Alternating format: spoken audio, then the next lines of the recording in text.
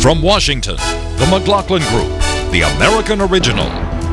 For over 2 decades, the sharpest minds, best sources, hardest talk. The people who build cars don't sign them. They don't meet you at the dealership to take a bow or drop by your house to see how you like their work. But the quality of any car has a lot to do with the quality of the people who built it. So Toyota put their newest plant in Blue Springs, Mississippi. Mostly because the folks here are passionate about building better cars. Maybe they're just built that way. If. For such a small word, it packs a wallop. If I live to 100, if Social Security isn't enough, if my heart gets broken, if she says yes. We believe if should never hold you back. If should be managed with a plan that builds on what you already have. Together, we can create a personal safety net, a launching pad for all those brilliant ifs in the middle of life. You can call on our expertise and get guarantees for the if in life. After all, we're MetLife.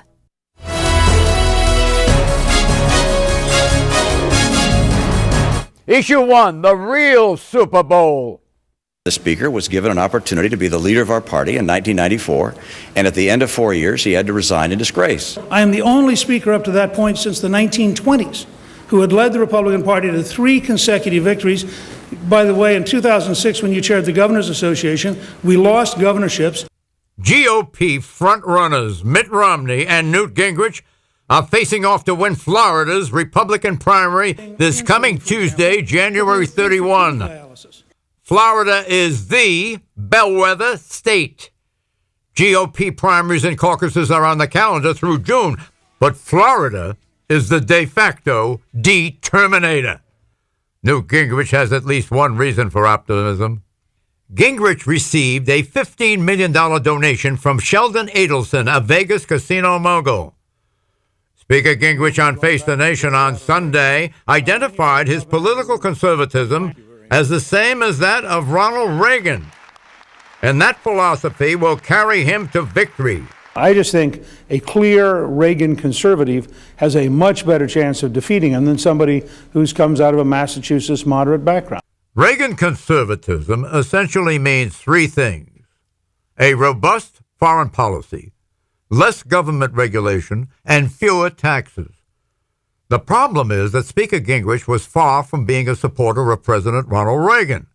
The current issue of the influential, skillfully edited National Review published this week this 1980s quote from Gingrich. Measured against the scale and momentum of the Soviet Empire's challenge, the Reagan administration has failed, is failing, and without a dramatic change in strategy will continue to fail. President Reagan is clearly failing, unquote. Mr. Gingrich also deplored President Reagan's 1985 meeting with Soviet Premier Mikhail Gorbachev in Reykjavik, Iceland. He said it was, quote, the most dangerous summit for the West since Adolf Hitler met with Neville Chamberlain in 1938 in Munich, unquote.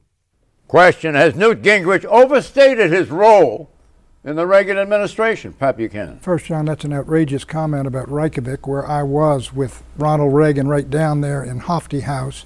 And What Reagan, comment? That the comment that they compare this to Munich was outrageous. You mean Gingrich's comment? Gingrich's comments. Well, let me say this.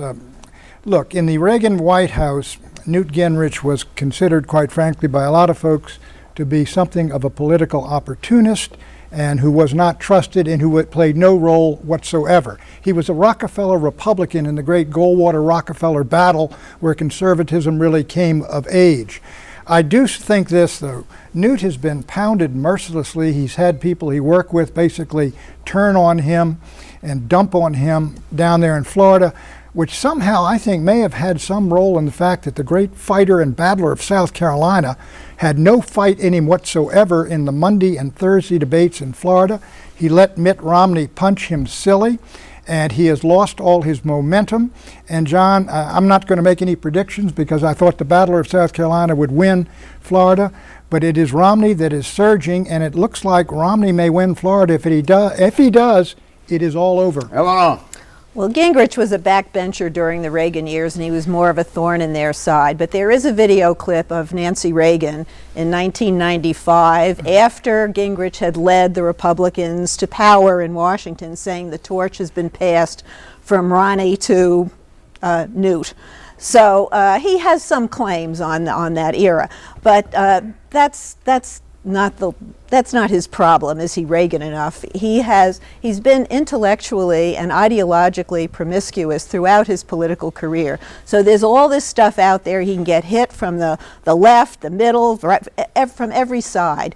And the Republican establishment and conservatives have landed on him. And I must say that period that you've just featured in the setup, Newt wasn't the only conservative who thought Reagan wasn't being tough enough on either the Soviets, he wasn't funding the Contras enough. That was not an unusual position for a true conservative to hold at that time. Meanwhile, Reagan was working closely with Tip O'Neill in the House, the leadership, Bob Michael. Remember those days? Right. Good old days. What can you tell us, Rick? If the question is who was more a Reaganite, Newt or Mitt Romney, it's not even a close question. If the question is, was Newt exaggerating the extent of his cooperation with Ronald Reagan, there's no question about that either, because exaggeration is what Newt does. And what he did through force of will and personality after New Hampshire, he made this into sound like the kind of fight that every conservative in the country is familiar with and thrills to, a fight between a conservative and a moderate.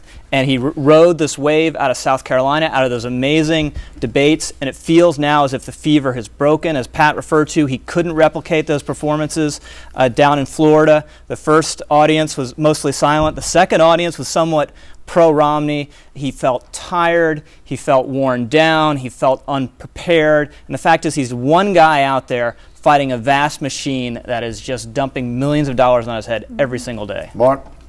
Well, you know, there is a huge difference between Gingrich and Reagan.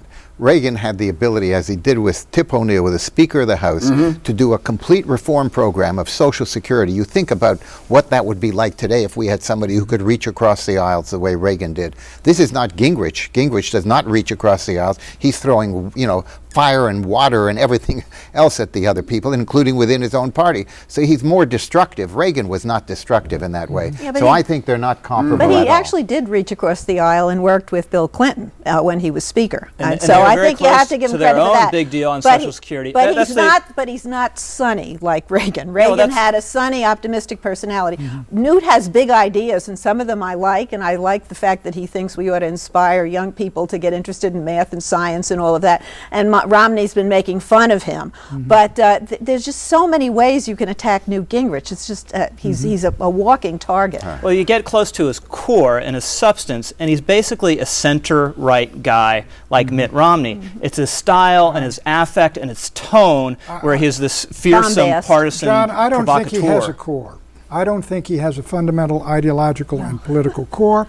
I think, look, he moves. He was a Rockefeller Republican. He comes up. I remember meeting him in '78 when he came to town. You know, he's knocking Reagan. Let me tell you about one, the South Africa sanctions bill. Reagan believed that sanctions on South Africa would cripple the economy that the Africans would inherit.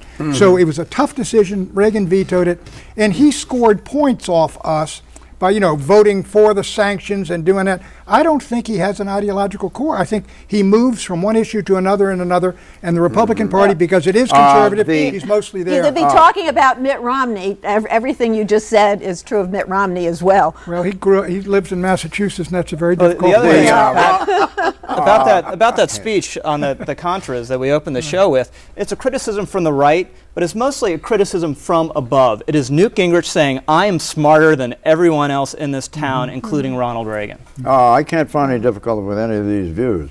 However, there is an AP photograph of the two candidates together, and I think that speaks for itself.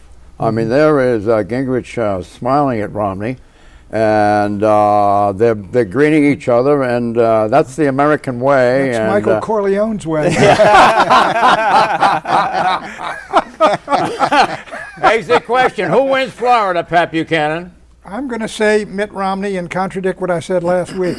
And I'm going to agree with Pat and underscore what I said last week. And we'll be calling Romney the comeback kid. I said Romney very narrowly last week. I'll say Romney perhaps by double digits this week. I think Romney will win decisively, and that'll transform the entire Republican nomination race. Well, I said decisively a win for Romney last week, so There I you think are. I'm ahead of I agree with Now that. I'm Issue 2, is the union growing stronger? The state of our union is getting stronger. In the last 22 months, businesses have created more than 3 million jobs. Last year, they created the most jobs since 2005. American manufacturers are hiring again, creating jobs for the first time since the late 1990s. President Obama delivered his State of the Union report, called for by the U.S. Constitution. It lasted 65 minutes. It was composed of some 7,000 words. The overall theme of the address is national recovery. Economic data appeared to contradict the president's rosy view. There are almost 2 million fewer jobs than when he took office, and the Federal Reserve this week predicted that the U.S. economy for 2012 this year would grow at a rate of 2.7%, widely seen as anemic. Question, what were President Obama's political objectives with this speech? Eleanor Cliff. Well, first of all, I think he rebutted the theme of his likely opponent, Mitt Romney, saying that America is a nation in decline. And I think he came back with an optimistic view, and particularly in terms of foreign policy and how we're regarded around the world. And he really wears the role of commander-in-chief well, and he has some significant successes. So I thought that was good. He also wanted to frame the coming election as one that's going to talk about fairness, the wealth gap, not to punish the rich, but to open up opportunities for more people to succeed. And all of the discussion about Romney's taxes has really revealed to the American people how the tax system in particular is rigged against them. So that's a good theme. And then rebuilding America with a focus on the manufacturing, which coincidentally affects the swath of Midwestern industrial states that he would like to win, and where there are voters that he hasn't done well connecting with. You could call them the Hillary voters. It was a very well constructed and delivered speech. He declared that he's going to be tenacious, going to stay the course. Secondly, he declared that he's going to be supportive of the middle class. Right. And That's the key here, And John. thirdly, he's going to blame the Congress for any inaction. Those are his three objectives. I mean, I think there are a lot of political and objectives. It was an outstanding political speech. I mean, when you open up and say Bin Laden is dead, the boys and girls are home from Iraq, and General Motors is selling more cars than anybody else, it's a good opening. Secondly, John, when he went on trade and talked about manufacturing, we're going to crack down on the Chinese, we're going to give tax breaks to companies that manufacture here and put tax penalties on those that export jobs, talked about regulation. That was a very centrist speech. He's touching all the Republican key issues in the primaries. He's going to run in the center, and I think politically, I thought it was an extraordinarily effective speech. There was very little in it that I could find anything that angered me at all in the whole speech. Really? Exactly. He's got to try harder, Pat. Okay, let's see. Welcome aboard. Let's see how the loyal opposition centrist like did. me. Mitch Daniels, the governor of Indiana. The president did not cause the economic and fiscal crises that continue in America tonight, but he was elected on a promise to fix them, and he cannot claim that the last 3 years have made things anything but worse. The percentage of Americans with a job is at the lowest in decades. 1 in 5 men of prime working age and nearly half of all persons under 30 did not go to work today. The president's grand experiment in trickle-down government has held back rather than sped economic recovery. No feature of the Obama presidency has been sadder than its constant efforts to divide us, to curry favor with some Americans by castigating others. Question, grade Mitch Daniels' handling of the Republican response. I think it was excellent. He obviously doesn't have a lot of natural stage presence, but there's a lot of substance there. I think there are more memorable lines in about 7 or 9 minutes than the president had in 70 minutes, and he got to what are genuinely the big issues facing this country. I agree with Pat. Tonally, the State of the Union was a centrist speech. It was a Clintonian catalog of ephemera that's not going to go anywhere in Congress, and it evaded the big issues, a labor force participation abysmally low, the deficit out of control, the debt out of control, that's the State of the Union. entitlements out. Yeah, and President Obama didn't address any of that. Instead, it was minor stuff, and then this Buffett rule, which is ridiculous, which is basically a proposal for doubling capital gains rates, effectively when you get down to it, at a time when even Democrats in the Senate would be reluctant to do that, and at a time when we're suffering from not enough business investment. The Buffett rule is not targeted to you, Rich. He's speaking to a whole other group of folks. You're going to take the capital gains rate and double it for a slice of investors. Even Mort would go along with that. I answered the call. Right. What did you think of the opposition speech, the Republican speech? I thought it had some very, very good policy stuff in it. I agree. I don't think the delivery was exactly inspiring, but it was an intelligent, very intelligent comment. He, amongst other things, on the economy, the most important thing that he said, which didn't get much attention, is the complete revision of the tax code, which is the one thing that we absolutely must have if we're going to revive the economy, both the consumer and the business side. The second thing he said, which I think was quite interesting, he said, look, the wealthy should start paying for some of the things that they're getting, like Medicare and Medicaid. I mean, these are things which it seems to me are quite appropriate. In the Obama speech, did you detect any protectionism? Because he talked about getting tough with and taking incentives for corporations away from sending jobs overseas. Yep. Yeah, but was there a little bit of protectionism there? No, there was a lot of politics and a little bit of protection in that. Of course, it's an easy thing to say we're going to send these jobs overseas or take them back. And we're going to monitor China here. closely. You're going to open up an office to monitor China. We're all monitoring China. I mean, to me, that's just not. To me, the whole idea is here. Is that red meat, though, for yes, it is a political speech. If you want to know whether it's a political speech. Economic nationalism, and it goes right to Ohio, Indiana, Michigan, and all them. What he's saying is, all those people detest NAFTA. So he's playing all the right notes. He's playing all the right notes. It's a political question. Assign a letter grade A to F of the State of the Union address. I'm going to give it A for politics, John, and I'm going to give it about a C for substance. He ain't going to do it. He gets an A for politics and substance. If you're a voter out there and you're a Harvard professor with this great Excuse inflation.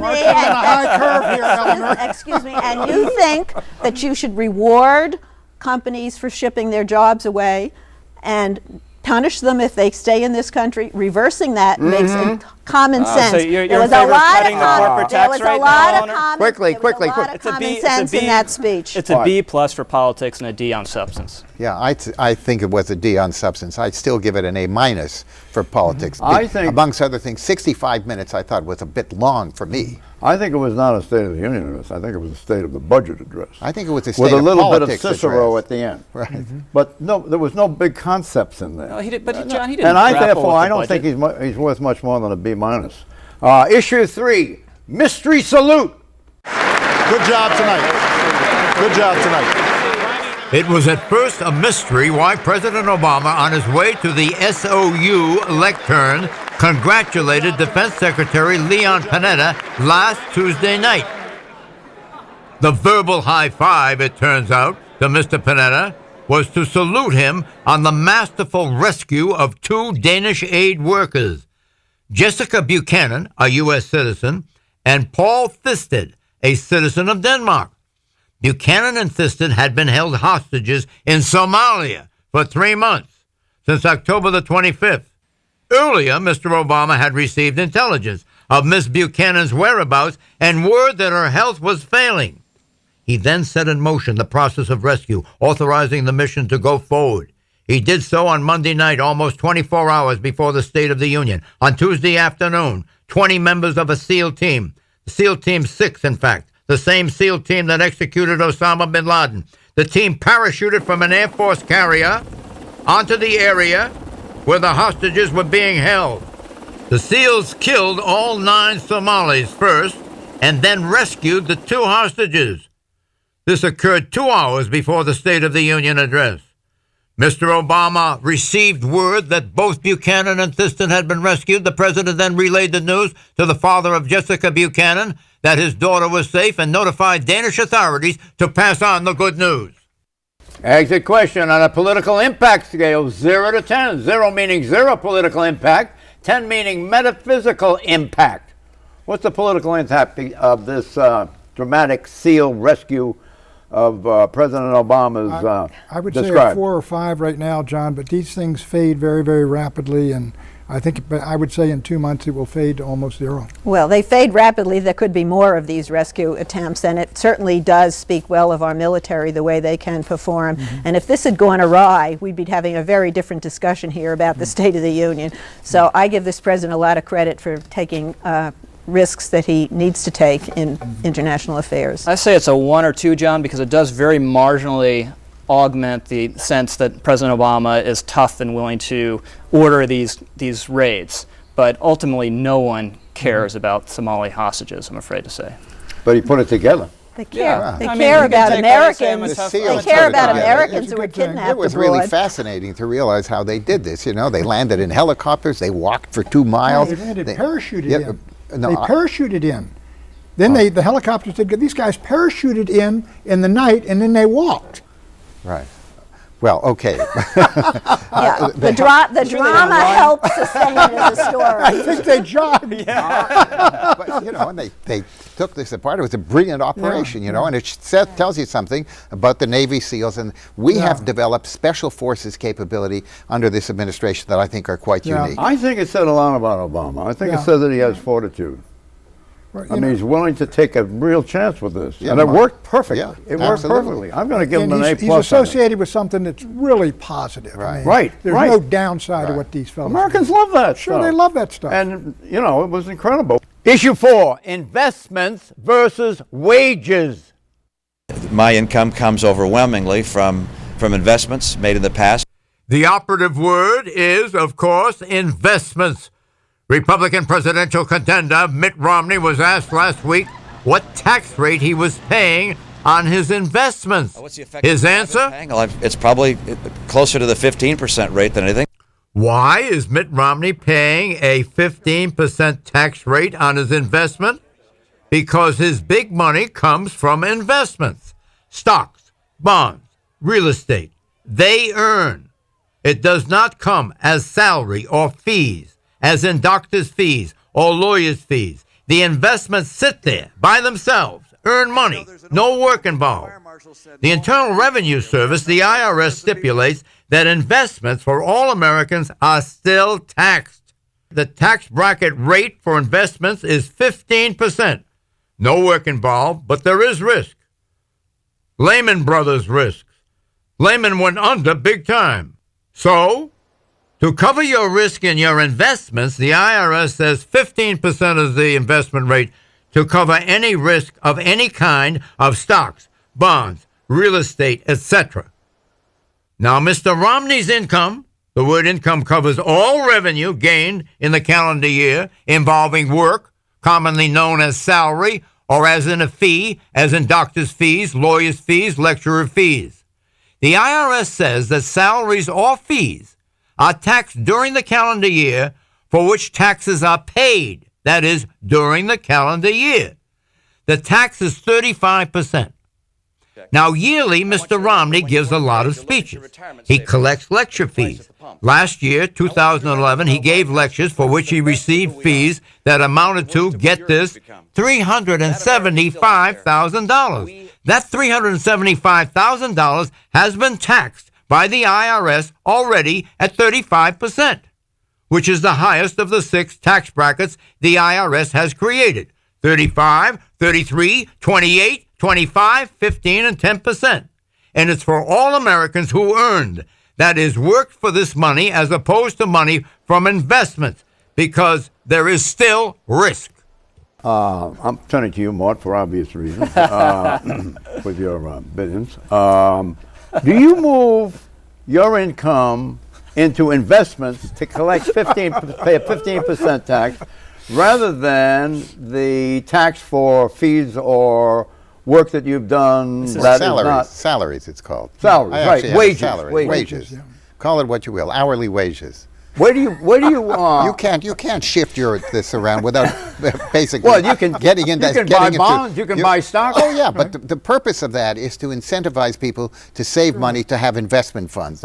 It's been like that forever, okay? Because we need that kind. And your regular income, Why you pay at a regular does the government take rate. such an interest in having investment funds? Because that's critical to the growth of our economy. Okay, now that's a seminal statement you just made, because I don't think people understand it. I think in the way that it's very important to have a good stock market, is it not? Absolutely. It's good for the economy. It builds the economy. Absolutely. We become richer as a nation. And we also need a good capital market, a good finance market. That is debt. We need both equity and debt, in a sense, to grow the economy and stimulate the economy through expansion of the basic capacity in the economy. John, the interest on municipal bonds is taxed at zero.